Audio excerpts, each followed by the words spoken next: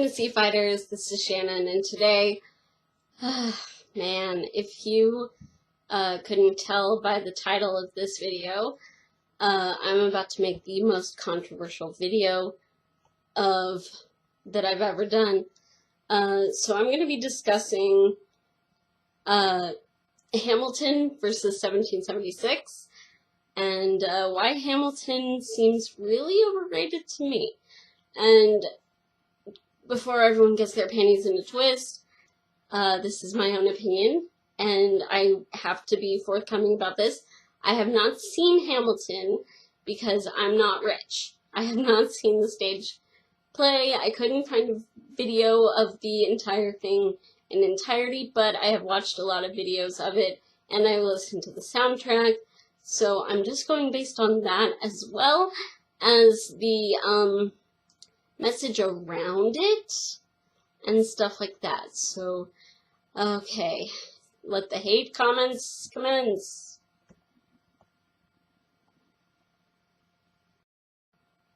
So when Hamilton came out and I started hearing buzz about it and everything, I was super excited because I am not only a huge theater nerd, I've been in a bunch of musicals and stuff like that, but I'm also a huge history buff. Like, for the longest time, I wanted to, if I went to college, be a theater major or a history major. So, you know, it's right up my alley. Historical musical, hell yeah. Especially American history. You know, I'm all about it. So, I was excited, and, you know, I started looking things up about it, and, you know, there's a lot of things about it that seem to rub me the wrong way, and I'm like, okay, you know, it's very, ideologically driven here, you know, all of that, alright, but, you know, I'm gonna give it a chance, I'm gonna listen to it, see what I think of the production, and, you know, all of that, and sadly, I was disappointed by it, and I was going to try to just base it on, you know, the music itself and everything, but honestly, the music wasn't that good to me, so, you know, plus how much of the ideology around it is such a big part of the production, it's kind of hard to ignore. So I'm going to go over a few points about this. So first thing a lot of people will notice about Hamilton is it's cast with a lot of people who are minorities, Black, Latino, you know, whatever. Didn't see any Asians, actually. Saw a couple white people and stuff like that. And I think that's totally great. I think that's fine if you are casting those people based on being the best person for the role. As someone who has been in different shows and done audition processes and callbacks and everything, I understand that sometimes you're just not the right fit. You know, I mean, when I auditioned in school to be in Fiddler on the Roof, I did the acting tryout, I did the singing tryout, and I nailed both. And the theater director called my mother and said, look, your daughter is, you know, she can sing, she can act, she's great, but she can't dance around the stage, and we're afraid of her being a liability. If that wasn't a factor, she'd get a lead role, but unfortunately, that's just not going to be an option. And while that hurt and everything, I understand it. I was not the right person for any of the roles, you know. Granted, gifted directors can work around that, and I've dealt with that too, but, you know, it's okay. So, when I heard that they actually put out a casting call, specifically asking for no white people, that really rubbed me the wrong way. Because it's like, well, what if there is a white person who, you know, has the absolute best singing voice and, you know, acting ability and dancing and whatever? What? They don't have a shot just because of how they were how they were born. You know, doesn't that seem a little discriminatory, especially to people who are trying so hard to have race equality and, you know, promote inclusivity and all of that? So that just really bothered me because, you know, people are going to say to me, you know, oh, well, you know, there's so many musicals where black people haven't been given a shot, da da da da da. But in my experience in theater, it always went to who was best suited for the role. It didn't matter, you know, what the person looked like or anything like that. Hell, I've had some people play main roles in musicals that were butt-ass ugly, but they did an amazing job, and they were the right person for the role. So, just as a theater person, that really, really bothered me. Another thing that got me was a lot of the soundtrack, it's all, actually all of it, is R&B, hip-hop, rap. And while I am fine with those musical styles and everything, and I'm not gonna, you know, oh, well, there's some musical standards. I'm not gonna be like that, but it's not what I expected. And so I was just kind of like, oh, okay, yeah, alright. It's just not a musical style I like. If you do, that's fine, but it just, I couldn't get into it. I tried, and it just didn't speak to me. It didn't at all. So I couldn't get into the music of Hamilton whatsoever. And yeah, that kind of blows. I really wanted to give it a chance, and I did. I gave it a shot. Get it? I'm not gonna blow my shot. Anyway, so yeah, I just couldn't get behind the music. No, sorry. A lot of what I've been seeing, as far as press coming out of, you know, the cast and about the show itself, and from the writer Lin-Manuel Miranda. And yes, I had to read that. I'm sorry, I can never remember his name right. There seems to be this air and this attitude of, you know, we're better than you. We're fucking better than you. And, you know, we're better than you because we have minorities playing white characters. I mean, it's been done. Like, it's seriously been done before.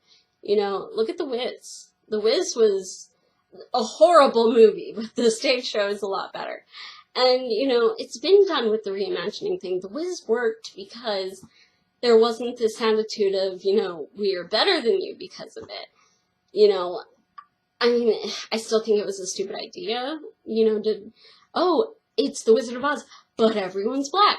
Like, okay, cool, that's nice and everything.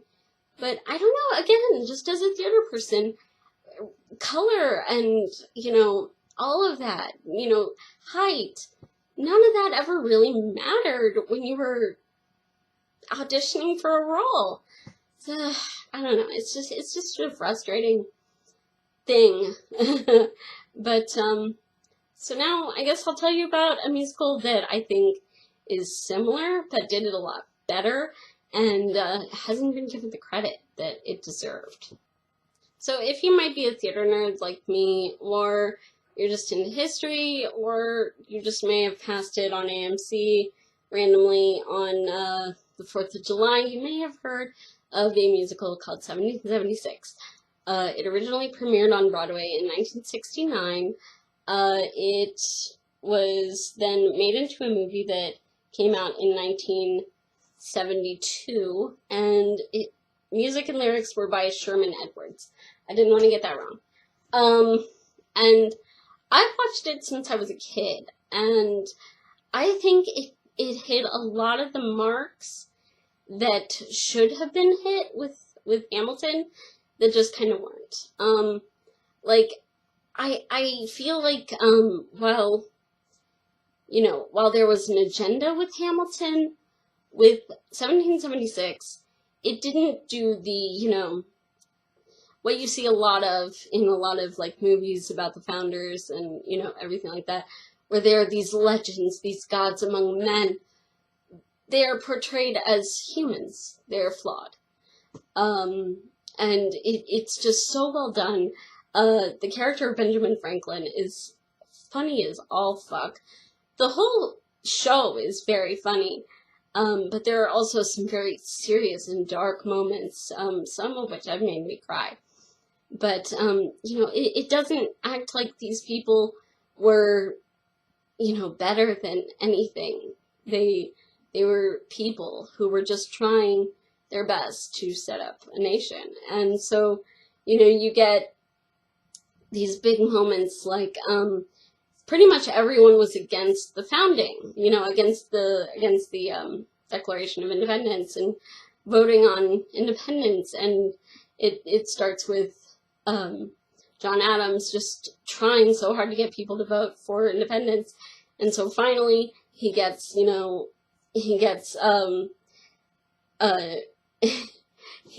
Lee, who was the senator from Virginia, who I'm descended from, funnily enough, to get the proclamation from Virginia to vote for independence.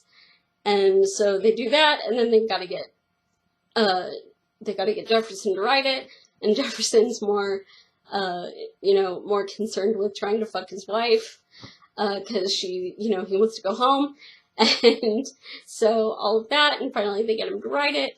And there's this huge moment, this just gut-wrenching, horrible moment. I mean, it's so well done, and God, it gives you chills musically. But Jefferson originally had put in slavery into the Declaration and freeing the slaves, and the entire South was like, what? No, we need the slavery. And so there's this song from the senator or the representative from South Carolina called Molasses to Rum to Slaves, and it talks about the hypocrisy of the North and how, you know, they are just as culpable in the triangle trade and how they make just as much money and profit just as much as the South does for slavery, but since they don't have physical slaves, they feel their hands are clean and pure. And so the entire South walks out, and they have to get them back, and it's a very well done musical. And the music is fantastic. The movie has, playing John Adams, Mr. Feeney from Boy Meets World, which is why he taught at John Adams High in Boy Meets World, coincidentally. Well, not coincidentally, it was an Easter egg kind of thing. But, yeah, it's just a really good movie. It has Gwyneth Paltrow's mom playing Jefferson's wife.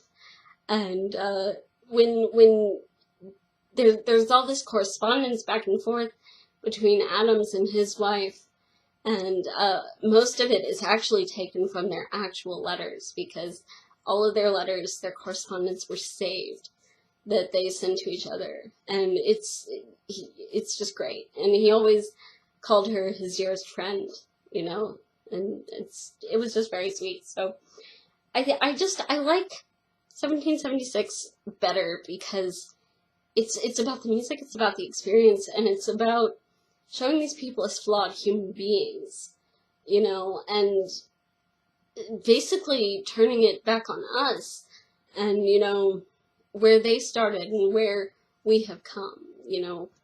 And the agenda and the snobbiness around Hamilton just really rubs me the wrong way. And I know I'm going to get a lot of Hamilton fans against me. I don't really care. If you want good theater, good music, whatever, you know, and you love Hamilton, great, cool, totally A-okay. But, you know, also, if you like historical musicals, check out 1776.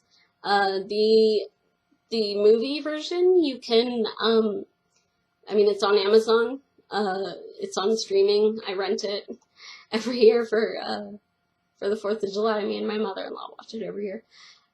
So we're kind of nerds, but yeah, so I just figured I'd talk about that, and I kind of went on a rant, but it's okay.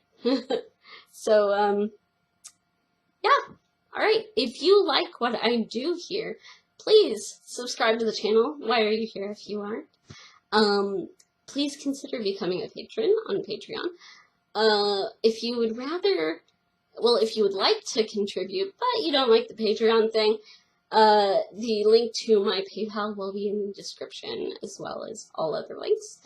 And, you know, if you want to do something more personal, you can check out my Amazon wish list. Why the hell not? It might be fun to see what I throw in there. And, you know, come follow me on social media. And, I gotta put it in the description, and I'm going to from here on out. Come follow me on minds.com, because it looks increasingly like Twitter does not like the likes of us. So, yeah. Alright guys, thanks for watching. Bye!